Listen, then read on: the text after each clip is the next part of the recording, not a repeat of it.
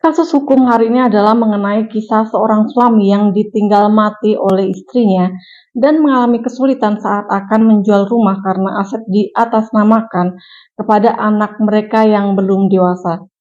Guys, simak video ini sampai dengan selesai dengan tujuan agar kalian tidak melakukan perbuatan sebagaimana pesan yang akan disampaikan di video ini. Dan video ini tidak untuk menyalahkan atau membenarkan suatu perbuatan ya, karena tujuannya agar mencegah kalian mengalami kesulitan saat akan melakukan sesuatu. Dan apabila kalian sudah terlanjur melakukannya, ada solusi di video ini. Simak video ini, semoga memberikan manfaat. Pada suatu hari saat saya sedang berada di kantor, ada seseorang berkonsultasi atas masalah hukum yang sedang dia hadapi. Sebut saja namanya Kentang. Kentang bercerita bahwa pada saat menikah, Kentang dan Fredri istrinya, mereka berdua bersepakat untuk mengatasnamakan aset yang mereka miliki kepada kedua anak mereka. Akan tetapi, dia baru saja ditinggal istrinya meninggal dunia. Mereka mempunyai dua orang anak bernama Tomat berusia 7 tahun dan Sawi berusia 22 tahun. Seiring berjalannya waktu sepeninggal istrinya, Kentang mengalami kesulitan keuangan dan hendak menjual aset mereka berupa tanah hak milik. Akan tetapi tanah tersebut belum bisa terjual karena terkendala anaknya yang bernama Tomat masih di bawah umur. Kemudian Kentang bertanya kepada saya, bagaimana menyelesaikan permasalahan yang sedang dia hadapi. Nah, begitu guys, kurang lebihnya permasalahan hukum yang dihadapi oleh Kentang. Apakah kalian ada yang pernah mengalaminya? Simak video ini sampai dengan selesai untuk mendapatkan solusi dan langkah untuk menjadi gambaran kalian dalam menyelesaikan permasalahan hukum. Oke, agar tidak terlalu lama, kita akan langsung ke salah satu solusinya ya. Jadi, salah satu langkah yang mungkin bisa dilakukan oleh Kentang sebagai seorang ayah yang hendak menjual asetnya yaitu dengan mengajukan permohonan yang di dalamnya tentunya berisi fakta yang benar-benar terjadi. Ingat itu ya guys, fakta yang benar terjadi, bukan fakta yang dimanipulasi. Sekali lagi guys, fakta yang benar terjadi dan benar-benar kalian alami. Adapun yang menjadi alasan dalam permohonan yaitu fakta pertama. Kentang telah menikah dengan Fredri istrinya dan telah dikaruniai dua orang anak bernama Tomat berusia 7 tahun dan Sawi berusia 22 tahun. Bahwa istrinya bernama Fredri telah meninggal kurang lebihnya 1 tahun yang lalu.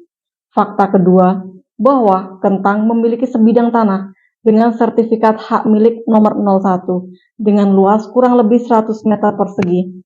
Fakta ketiga, bahwa karena Kentang saat ini sedang membutuhkan biaya hidup dan juga biaya pendidikan anak, Kentang bermaksud hendak menjual tanah sertifikat hak milik nomor 01 tersebut. Fakta keempat, bahwa sertifikat tersebut diatasnamakan Tomat yang berusia 7 tahun dan Sawi berusia 22 tahun dan dikategorikan oleh undang-undang belum dewasa dan belum cakap untuk melakukan perbuatan hukum. Bahwa maksud dari permohonan ini adalah untuk memohon diberi izin untuk menjual, dan Kentang sebagai ayah kandung mohon untuk diberikan izin guna melakukan segala perbuatan hukum yang berhubungan dengan jual beli tanah tersebut.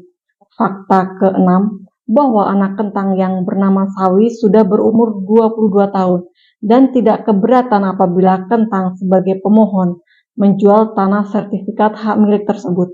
Begitu guys, kurang lebihnya fakta yang menjadi inti dari permohonan ini adalah permohonan kepada Ketua Pengadilan Negeri untuk menetapkan Kentang selaku pemohon untuk mewakili kepentingan anak kandungnya yang belum dewasa di bawah perwalian Kentang selaku pemohon, dan pemberian izin kepada Kentang selaku pemohon sebagai ayah kandung yang bertindak untuk dan atas nama Tomat dan Sawi melakukan segala tindakan hukum yang berhubungan dengan jual beli aset tanah tersebut.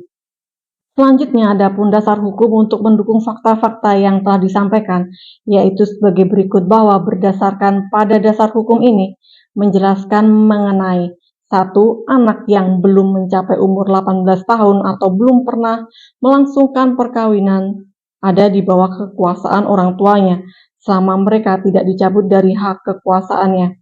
2. Orang tua mewakili anak tersebut mengenai segala perbuatan hukum di dalam dan di luar pengadilan. Dari dasar hukum tersebut, jika dihubungkan dengan fakta yang diceritakan di video ini, Tomat masih berusia 7 tahun ya, sehingga orang yang belum mencapai 18 tahun belum dewasa, kecuali dalam hal tertentu. Sehingga atas dasar fakta tersebut, maka dalam melakukan perbuatan hukum dalam hal di video ini adalah menjual aset berupa tanah, diwakili oleh orang tuanya. Dan dikarenakan ibunya telah meninggal dunia, maka Kentang selaku ayah kandung yang berhak untuk mewakili anaknya yang masih belum dewasa. Kemudian dasar hukum yang kedua, bahwa sesuai dengan ketentuan ini menjelaskan mengenai orang tua tidak diperbolehkan memindahkan hak atau menggadaikan barang-barang tetap yang dimiliki anaknya yang belum berumur 18 tahun atau belum pernah melangsungkan perkawinan, kecuali apabila kepentingan anak itu menghendakinya. Berdasarkan pada dasar hukum ini, jika dihubungkan dengan fakta yang diceritakan pada video ini, diperoleh fakta bahwa tujuan Kentang sebagai pemohon menjual aset miliknya berupa tanah adalah untuk biaya hidup dan biaya sekolah kedua anaknya Kentang selaku pemohon. Nah, karena kepentingan anak Kentang menghendaki, maka fakta tidak bertentangan dengan dasar hukum ya guys. Lalu selanjutnya apa guys? Jangan lupa barang bukti ya. Apa saja barang buktinya? 1 berupa fotokopi KTP Kentang selaku pemohon. Kemudian akta nikah untuk membuktikan bahwa telah terjadi pernikahan antara Kentang dan Sledri. Kemudian kutipan akta kematian bahwa untuk menunjukkan Sledri istrinya sudah meninggal. Lalu sertifikat hak milik nomor 01 yang akan dijual Kentang. Alat bukti selanjutnya yaitu berupa surat pernyataan persetujuan anak Kentang yang sudah dewasa. Selain alat bukti tertulis, juga jangan lupa untuk mengajukan saksi-saksi untuk memberikan keterangan sesuai dengan fakta yang sebenarnya mengenai kondisi Kentang. Begitu guys, kurang lebihnya penjelasan kasus hukum hari ini. Semoga kalian mendapatkan pelajaran mengenai hal-hal apa yang harus dilakukan dan tindakan untuk mencegah permasalahan hukum terjadi pada kehidupan kalian. Sampai ketemu di video selanjutnya. See ya!